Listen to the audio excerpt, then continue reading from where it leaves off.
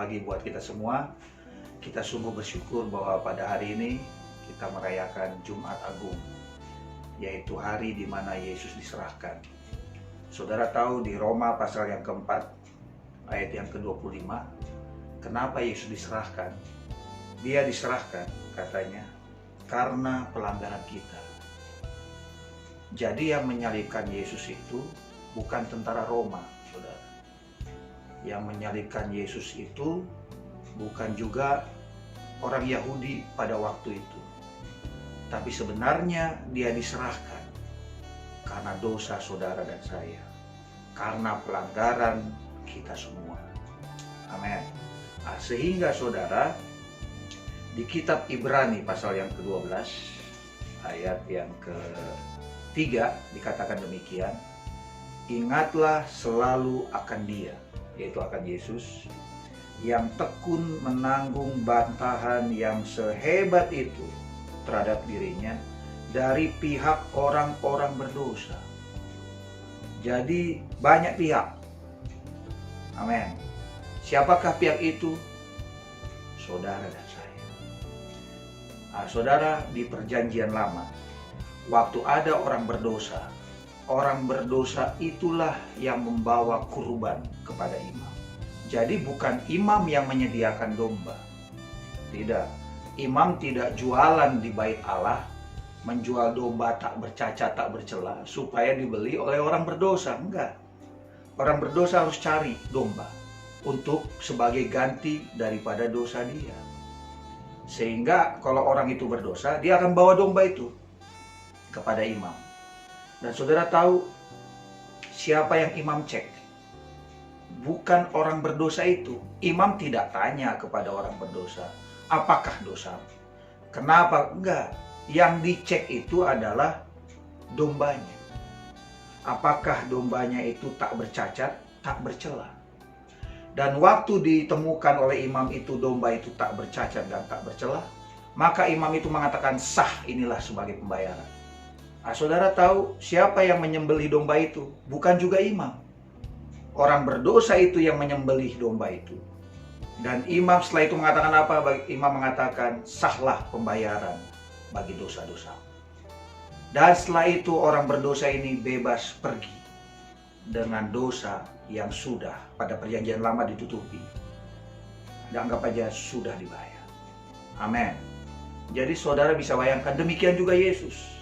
Yesus juga diserahkan karena pelanggaran kita. Itulah makanya kita merayakan Jumat Agung ini.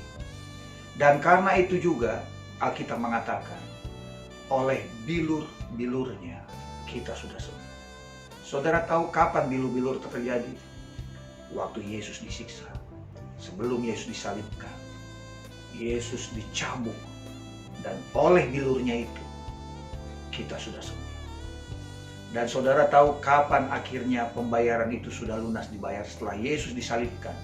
Dan pada hari yang ketiga, yang nanti kita rayakan pada hari Minggu, hari kebangkitan itu.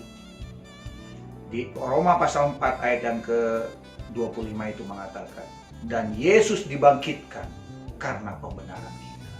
Kabar baiknya adalah karena Yesus kita sudah dibenarkan. Amin. Jadi pada hari ini, mari kita nikmati bersama-sama anugerah Tuhan yang luar biasa. Kita sangat dikasihi oleh Tuhan. Sehingga Ia rela menyerahkan nyawanya bagi kita semua. Dan tidak hanya membayar dosa-dosa kita.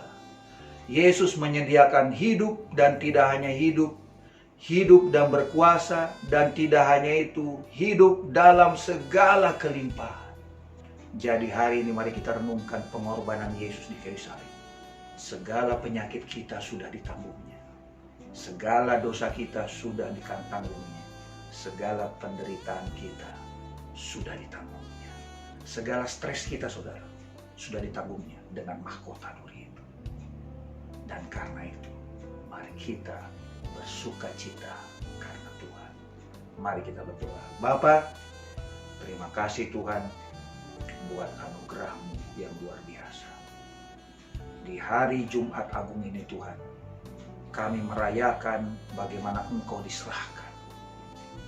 dan di kayu salib itu, setelah Engkau bayar semua dosa, penyakit, dan penderitaan kami, Engkau katakan sudah selesai.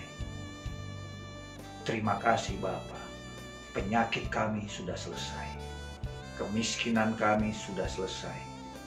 Dosa kami sudah selesai. Masa depan kami sudah selesai. Masalah kami sudah Engkau selesaikan. Biarlah kami hidup dengan mental menerima bahwa semua sudah Engkau selesaikan di kayu salib. Terima kasih Bapa.